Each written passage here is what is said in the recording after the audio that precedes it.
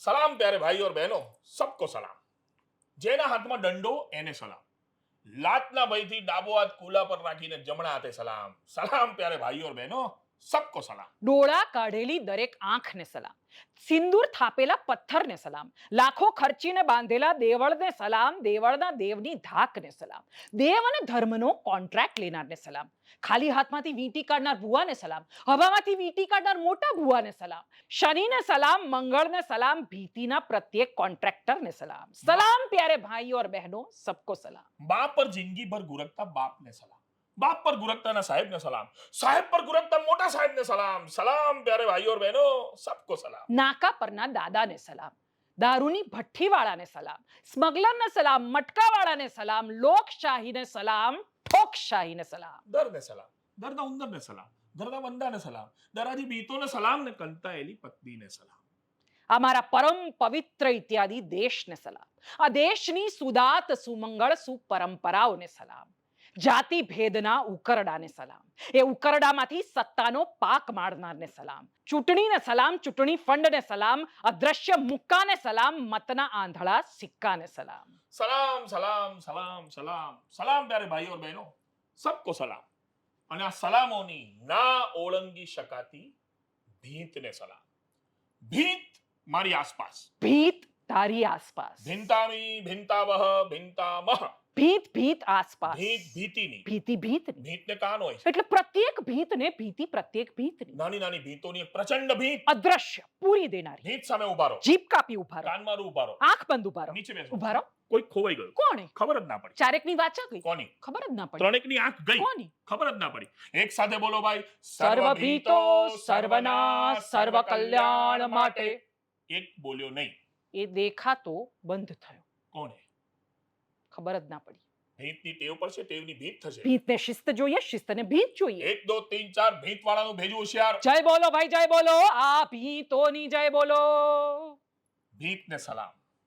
ભીત પર બાંધેલા જાળાને સલામ.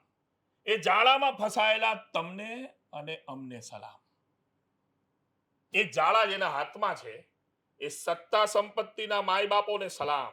કારણ કે સત્તા સંપત્તિના હલકાઓનો દેશ કહું, તો રસ્તા પર રોકશે, હલકટ લાચારોનો દેશ કહું, તો નોકરી પરથી કાઢશે, ખરીદવામાં આવનારાઓનો દેશ કહું, તો રસ્તા પર ઝૂડશે. એટલે સૌથી પહેલા તો મારા નપુંસકત્વને સલામ, પછી ઠોકી શકનાર પ્રત્યેક હાથને સલામ.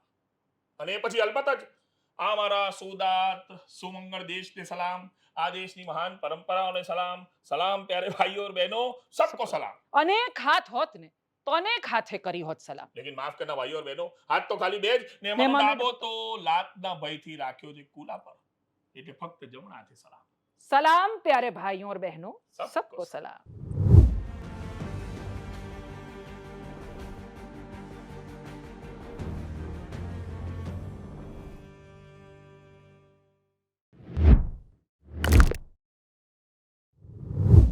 સ્ટુડિયોમાં ફરી એકવાર એ મહેમાનો છે જેમની સાથે પહેલાં વાત કરી હતી, પણ એના પછી હવે એટલું બધું અધૂરું લાગી રહ્યું હતું ને એમને ગ્રાઉન્ડ પર જોયા અને સાંભળ્યા પછી એવું લાગતું હતું કે એવા કેટલા માણસો જાહેર ક્ષેત્રમાં બચ્યા છે જેમને જોઈને તમે ગર્વથી એવું કહી શકો કે નહીં, આમની કરોડ ટટ્ટાર છે. અને એમની સાથે જેટલી વાર વાત કરીશું એટલી વાર કશુંક છે કે એક સમજણ તમારામાં ઉમેરાશે. અને કરોડ ટટ્ટાર તો જ રહી શકે જો તમારા વિચારોમાં સ્પષ્ટતા હોય, તમે શું કહેવા માંગો છો એ તમને ખબર હોય અને તમે કેમ કહેવા માંગો છો એ પણ ખબર હોય. અને એટલે જ જેમની સાથેનો સંવાદ એ માત્ર કોઈ મનોરંજનનું પાસું નથી, પણ હંમેશા કશુંક શીખવા મળે છે, જાણવા મળે છે અને હંમેશા જેમને સાંભળીને કશુંક ઉમેરાય છે. એવા બે લોકો અત્યારે સ્ટુડિયોમાં છે. સૌમ્ય જોશી આપણી સાથે છે, જિજ્ઞા વ્યાસ આપણી સાથે છે. આ બંનેનું ખૂબ સ્વાગત છે. Thank you.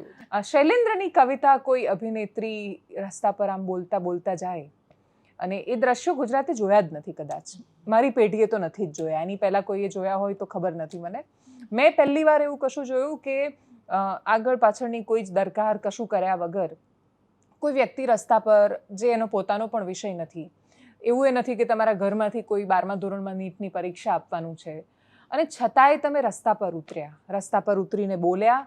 અને માત્ર બોલ્યા નહીં, આખી એ જાણે એ આખા આંદોલનને તમે અવાજ આપી દીધો. અમદાવાદમાં ઊભા થયેલા એ આંદોલનનો, જે જેનઝી આંદોલન કહેવાયું, એનો તમે ચહેરો ને અવાજ બન્યા. શું કામ ઉતર્યા તમે રસ્તા પર? મને એ સમજવું છે પહેલા. અ મને હંમેશા એટલે હું જ્યારે પોતે સ્ટુડન્ટ હતી ત્યારથી લઈને તે અત્યાર સુધી મને હંમેશા એટલે એક કલાકાર તરીકે તો એક તમારી અંદર જે એક ચેતના હોવી જોઈએ અને એક માણસ તરીકે એક સામાજિક ચેતના એ દરેક માણસમાં હોવી એ બહુ જરૂરી છે એવું મને લાગે છે ને. એ બસ કદાચ એ જે ચેતના મારી અંદર એક હશે માણસ તરીકે, કલાકાર કરતાંય વધારે હું એમ માનું છું કે માણસ તરીકેની જે ચેતના છે કે તમને એમ લાગે કે ના આ હવે બહુ ખોટું થઈ રહ્યું છે, તો ત્યારે તમે એ એક સામાજિક ચેતના તમારી અંદરની એને તમારે અવાજ આપવો. તમે સતત એ ફીલ કરતા હોય કે ના આ બરાબર નથી, આ બરાબર નથી, તો પછી જ્યારે એક એવી જગ્યા છે, એવો મોકો છે કે ના તમે એ કહી શકો કે આ નથી બરાબર, આ નહોતું થવું જોઈતું, તો એ આવીને કહેવામાં એ કશું ખોટું નથી. એમાં તમને એ તમારી અંદર એટલી ચેતના જાગૃત હોવી જોઈએ. કલાકાર તરીકે તો ખરી જ, પણ એક માણસ તરીકે વધારે એ ચેતના તમારી અંદર જાગૃત હોવી જોઈએ. અને મને એવું લાગે છે કે એ કદાચ મારી અંદર ક્યાંક ને ક્યાંક છે. આપણે આજુબાજુના સમાજને જોઈએ છીએ સતત, આપણે કેટલા પ્રિવિલેજ્ડ છીએ એ પણ ખબર છે. તો એની એક સમજણ સાથે કે મારી પાસે આ છે પણ બીજાની પાસે કશું જ ના હોય, એ અન્યાય છે. તો એ એ એ એ આ અન્યાય થઈ રહ્યો છે, એ આ ખોટું થઈ રહ્યું છે, એ એટલી એક ચેતના સાથે એ તમારે આવવું જોઈએ.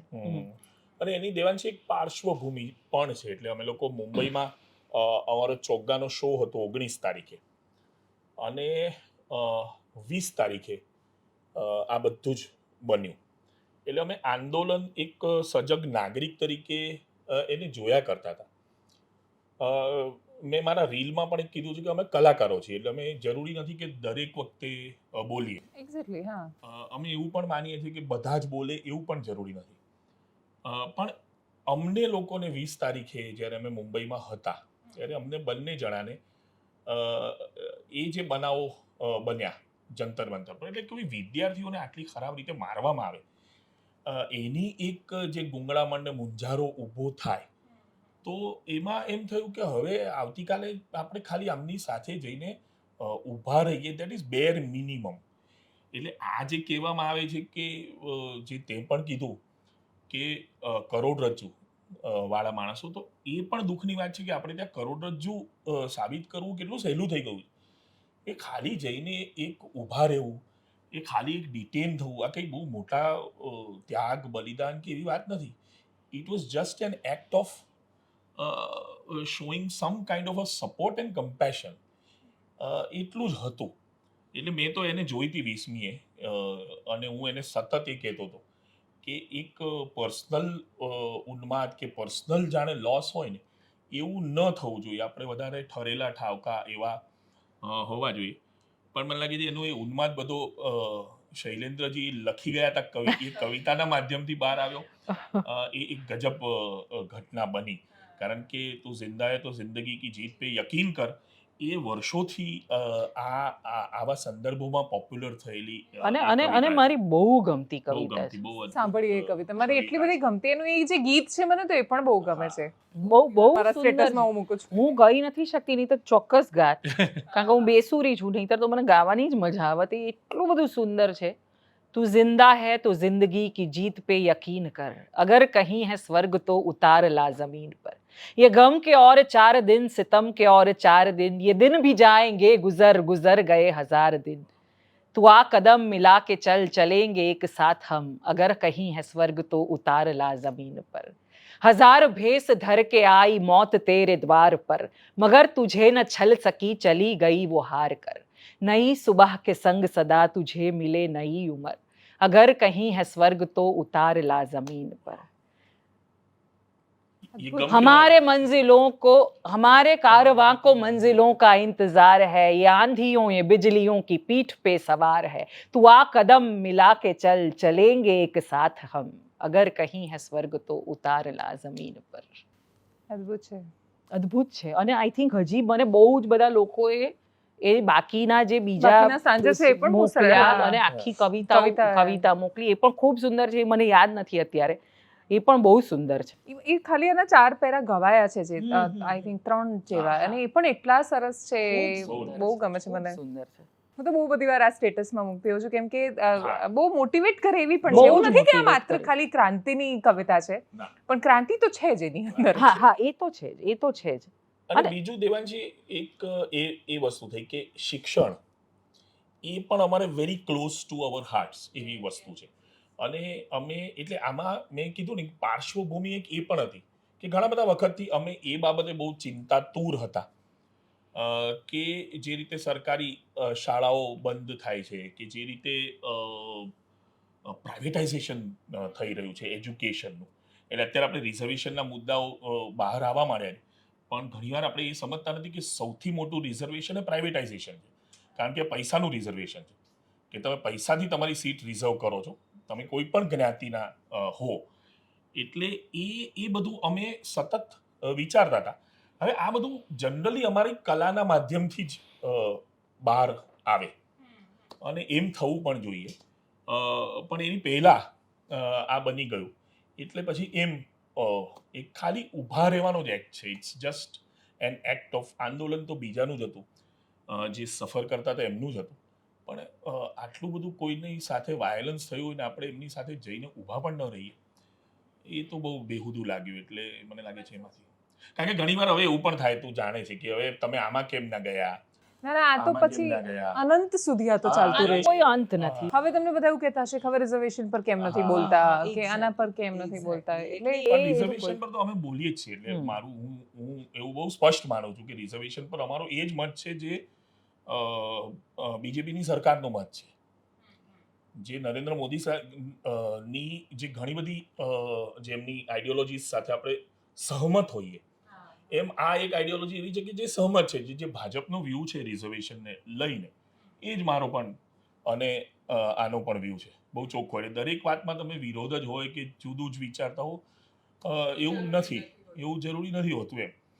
એટલે એવા પણ મુદ્દાઓ છે, જેમ કે ટ્રિપલ તલાકનો મુદ્દો છે, એક્ઝેક્ટલી. તો એમાં હું માનું જ છું ને આ પણ માને છે કે એ સાચું જ એક પગલું છે કે યુનિફોર્મ સિવિલ કોડ જેવી વસ્તુ છે. તો એમાં અમે માનીએ છીએ કે it should be a uniform civil code.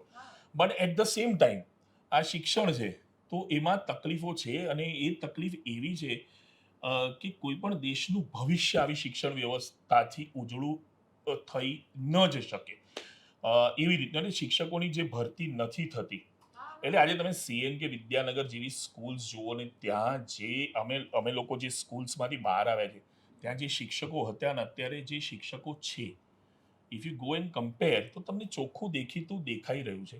એટલે આંકડો જ બહુ ભયંકર છે કે 90,000 સ્કૂલો બંધ થઈ જવી અને એની સામે પ્રાઇવેટ સ્કૂલો આટલી બધી, કોલેજીસ એ આટલી બધી ઊભી થવી, એ જ બહુ ડેન્જરસ આંકડો છે. અને એક પર્સનલ પણ એવું છે કે મારી દાદીએ જુનાગઢમાં 1934ની ના વર્ષમાં પહેલી ગર્લ્સ હાઈસ્કૂલની સ્થાપના કરી હતી.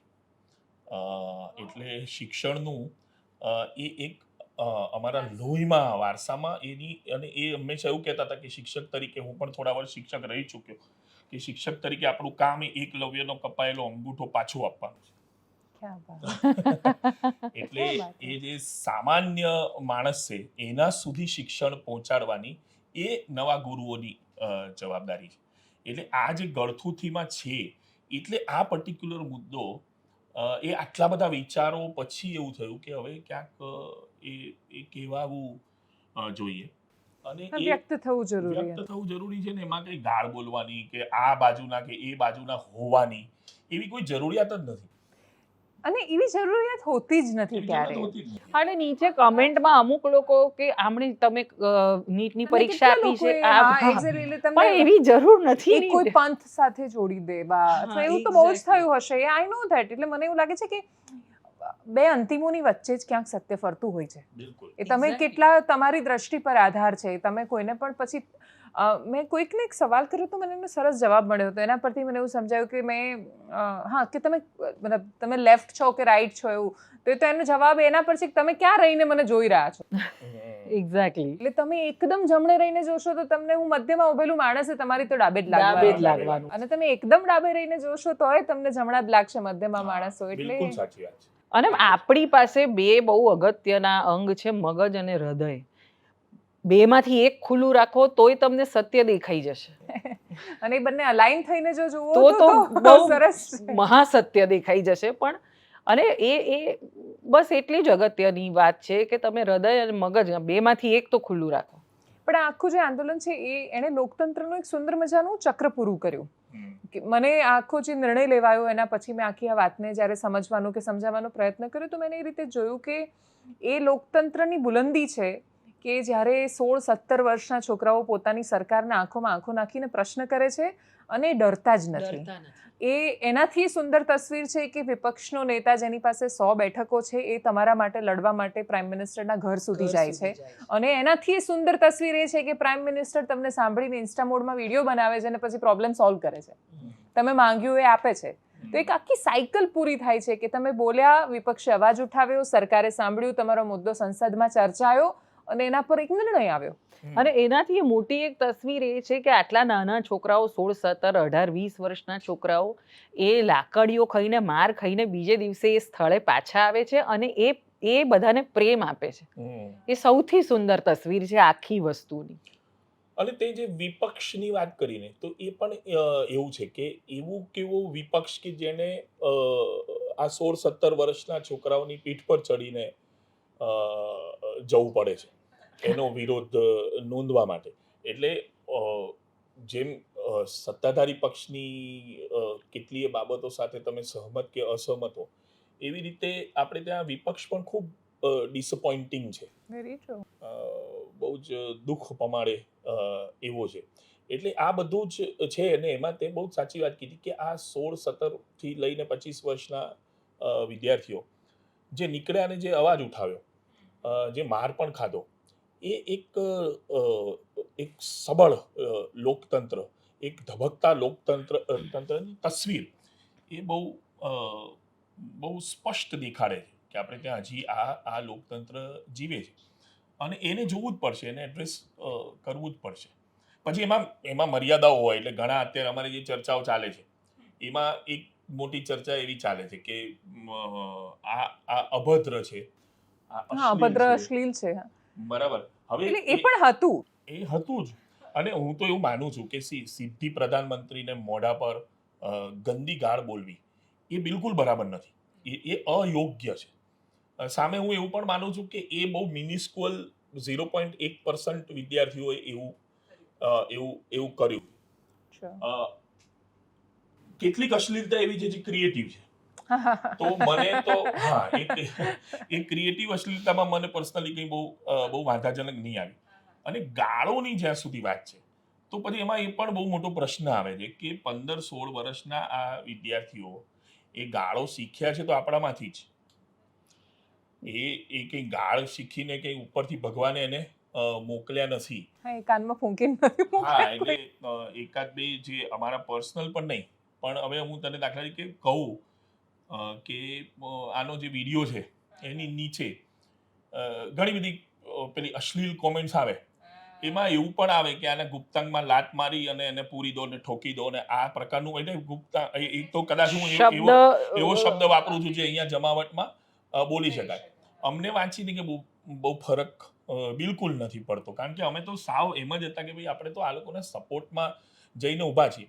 પછી પાછું હું જરાક એમ જોઉં કે એનું પોસ્ટમાં જઈને જોયું તો એ 60 વર્ષનો એક માણસ છે કે જેના પોસ્ટમાં તમામ પ્રકારના રિલિજિયસ ફોટોગ્રાફ્સ છે ને વગેરે વગેરે છે. અને પછી એ આપણને એમ થાય કે આ માણસ આના ઘરમાં આવી ભાષા બોલતા હશે તો એ જ ભાષા શીખી છે આમ તો. એટલે આ પેઢી એ ચાલતું આવ્યું છે. પણ પરંતુ એ બહુ જ ધ્યાન રાખવું જોઈએ. હજી જેન ઝીઝ છે એટલે તમે એમને કઠઘરામાં ના ઊભા કરી શકો, પણ જે રીતે કોઈ વ્યક્તિ વિશેષને સીધી જ ખરાબ ગંદી ગાળ બોલવી એ બહુ યોગ્ય નથી, પણ એ બધું શીખશે જ ને એ લોકો.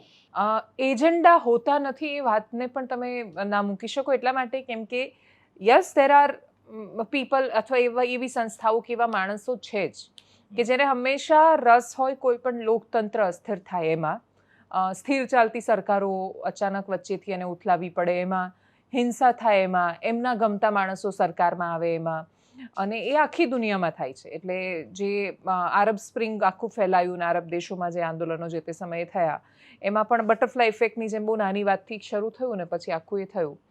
તો શું આપણે જ્યારે પણ આવું કહીએ છીએ એટલે આ આંદોલન છે એની પ્યોરિટી દેખાઈ કે એમાં કોઈ એક લીડર નહોતું કે કોઈ એક હતું નહીં કે જે આખું આંદોલન મોટિવેટ કરતું હતું, પણ શું એ જૂની ઘટનાઓનો આધાર છે કે દરેક આંદોલન અથવા દરેક ઉઠતા અવાજોને લોકો આમ શંકાની જેમ જુએ છે? એમની નજરમાં શંકા કેમ છે? શંકા એ એક સાઈડ પણ છે ને. એટલે જેમ કે હવે કંઈ પણ શરૂ થઈ જાય છે તો તરત એવું કહેવામાં આવે છે કે આ અહીંથી ફંડેડ છે, આમ છે, તેમ છે, તેમ છે. એટલે ઇટ્સ ઓલ્સો એ નેરેટિવ. અને અમારા જેવા માણસોને તો સામાન્ય રીતે એ પણ ખબર ના હોય કે ખરેખર એવું હોય તો ક્યાંથી આવે છે, શું આવે છે. The money trail is No, but yes, money trail is there. હા, એ મની ટ્રેલ છે, છેક સુધી પહોંચે છે, એનો લોજિકલ કન્ક્લુઝન આવે છે કે દરેક વખતે આપણે કોઈ પણ ઊભું થાય ત્યારે આવું જ કહી દઈએ છીએ. બીજું તું કે છે એમ કે એજન્ડાસ તો રહેવાના જ. જ્યારે કોઈ પણ આંદોલન આવવાનું, જેમ મેં કીધું કે વિપક્ષ આપણે ત્યાં એ અત્યારે એનું એજન્ડા આપ ચલાવવાનું, કોંગ્રેસ ચલાવવાની, એ બધા ચલાવશે જ. એ એક એનો સ્વાભાવિક પેલો છે. એટલે એવું ન થાય કે આટલા મોટા સ્તરે કંઈ થાય ને લોકોના એમાં એજન્ડાઝ ન હોય.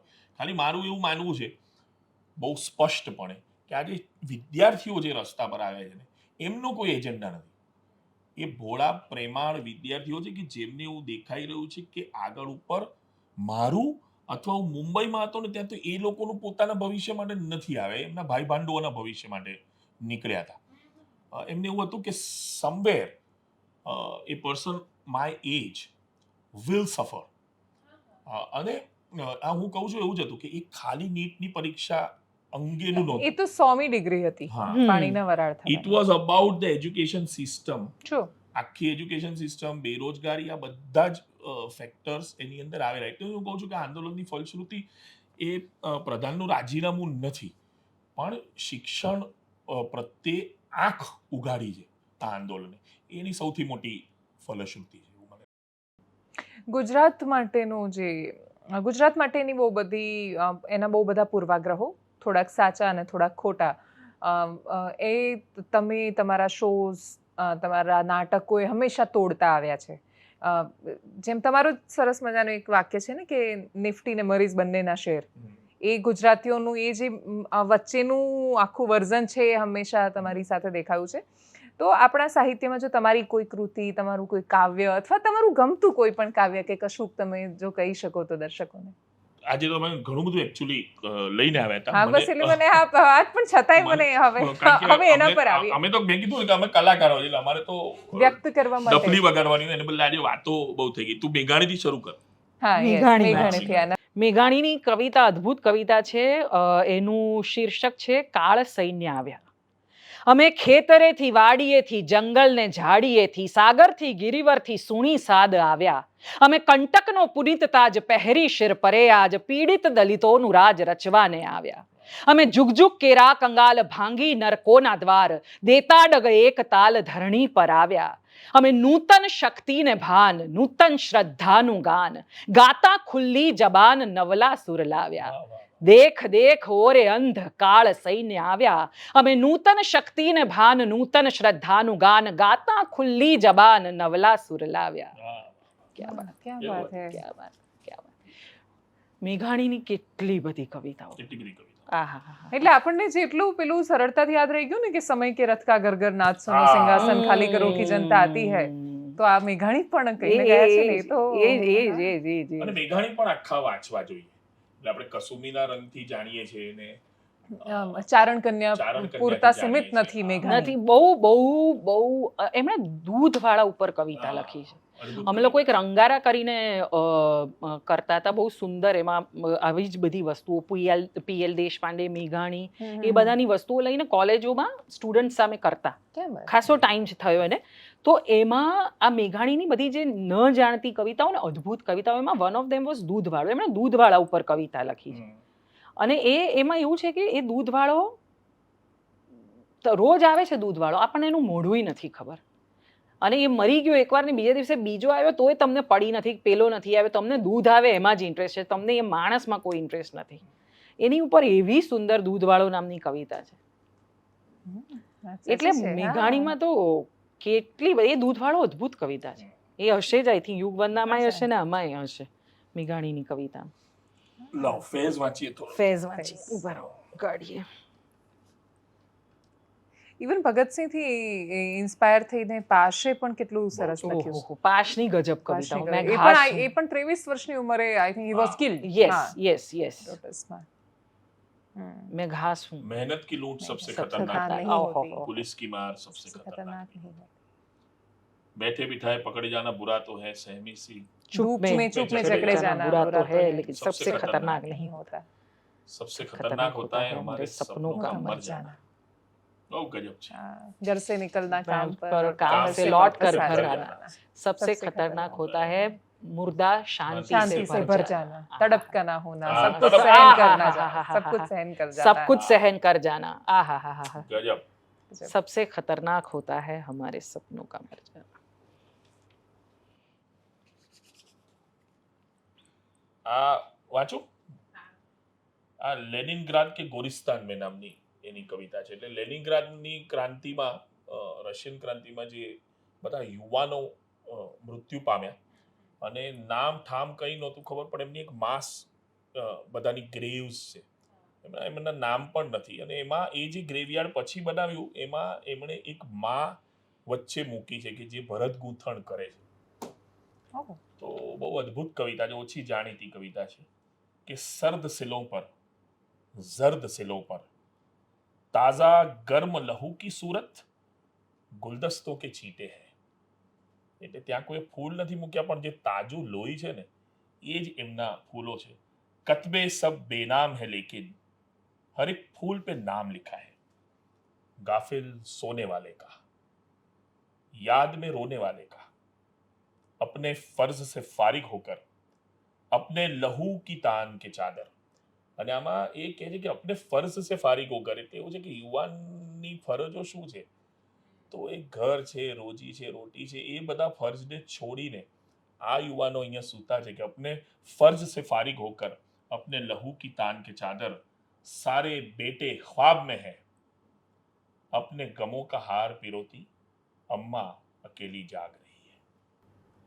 એ બહુ સુંદર કવિતા છે. અને બીજી કુત્તે એની ફેમસ કવિતા છે, પણ એ આપણે જે ઘણું બધું હમણાં બોલ્યા એના વિશેની ફેઝની એક કવિતા છે કે કશું થાય જ નહીં અંદર, તો એમના વિશેની જ છે કે ये गलियों के आवारा बेकार कुत्ते के बख्शा गया जिनको ज़ौक़े गदाई, जमाने की फटकार सरमाया इनका, जहां भर की धुतकार इनकी कमाई, न आराम शब को न राहत सवेरे, गलाजत में घर नालियों में बसे रे, जो बिगड़े तो एक दूसरों को लड़ा दो, जो बिगड़े तो एक दूसरे को लड़ा दो, जरा एक रोटी का टुकड़ा दिखा दो, ये हर एक की ठोकरे खाने वाले, ये फाकों से उकता के मर जाने वाले, ये मजलूम मखलूक गर सर उठाए तो इंसान सब सरकशी भूल जाए, ये चाहे तो दुनिया को अपना बना ले, ये आकाओं की हड्डियां तक चबा ले, कोई इनको एहसास जिल्लत दिला दे, कोई इनकी सोई हुई दुम हिला दे. क्या बात है. એટલે એ જે દુષ્યંતનો બી એક શેર હતો ને કે ન हो कमीज तो पैरों से पेट ढक लेंगे, ये लोग कितने मुनासिब है इस सफर के लिए. એટલા બધા એપ્રોપ્રિએટ છે કે લોકો માર્યા કરે છે, લોકો માર ખાધા કરે છે. એ જ આ કવિતા છે. અને એમાં જ પાછો બીજો અદ્ભુત શેર છે કે જીએ તો अपने बगीचे में गुलमोहर की तरह और मरे तो गैर की गलियों में गुलमोहर के लिए.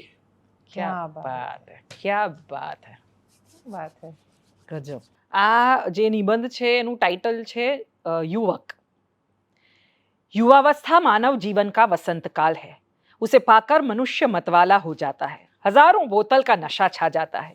विधाता की दी हुई सारी शक्तियां सहस्त्र धारा होकर फूट पड़ती है। मदांध मातंग की तरह निरंकुश, वर्षाकालीन शोण भद्र की तरह दुर्धर्ष, प्रलयकालीन प्रबल प्रभंजन की तरह प्रचंड, नवागत वसंत की प्रथम मल्लिका कालिका की तरह कोमल, ज्वालामुखी की तरह उच्छृंखल और भैरवी संगीत की तरह मधुर युवावस्था है। હવે તમે ગેસ કરો કે આ કયા હિન્દી સાહિત્યના મહાન સાહિત્યકારે લખેલું છે, અને મજા આવશે તમને એ સમજવાની અને જાણવાની કે આ સાહિત્યકારનું નામ છે શહીદ આઝમ ભગતસિંહ. ક્યા બાત હે. આ ભગતસિંહનું સાહિત્ય છે, આ એની ભાષા છે, અને આ 1925માં એટલે જ્યારે 18 વર્ષના હતા, when he was a Gen Z, ત્યારે લખાયેલું આવું અદ્ભુત સાહિત્ય છે, અને એમાં એણે યુવકને ડિફાઇન કર્યો છે. 16 से 25 वर्ष तक हाड़ चाम के संदूक में संसार भर के हाहाकारों को समेटकर विधाता बंद कर देता है।